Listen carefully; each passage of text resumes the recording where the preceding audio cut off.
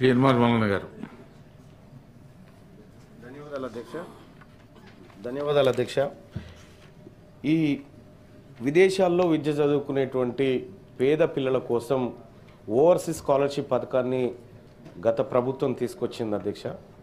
So ఈ ప్రభుత్వం వచ్చిన తర్వాత చాలామంది దరఖాస్తు చేసుకొని అది అక్కడ పెండింగ్ ఉంది అధ్యక్ష. గౌరవ మంత్రి గారికి గతంలోనే 1-2 సార్లు గుర్తు చేయడం జరిగింది అధ్యక్ష.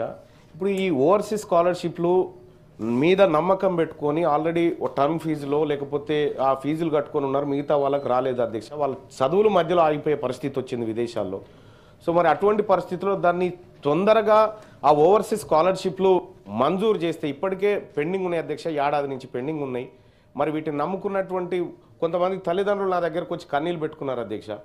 ఈ బీసీ వర్గాలకు ఇచ్చేటువంటి స్కాలర్షిప్ల దగ్గర కొద్దిగా ఆ సంబంధిత శాఖ మంత్రి వారు ఖచ్చితంగా దీనిపైన స్పెషల్ దృష్టి పెట్టాలని చెప్పి రిక్వెస్ట్ చేస్తా ఉన్నారు అధ్యక్ష. ఎందుకంటే చాలామంది ఇబ్బంది పడతా ఉన్నారు అధ్యక్ష.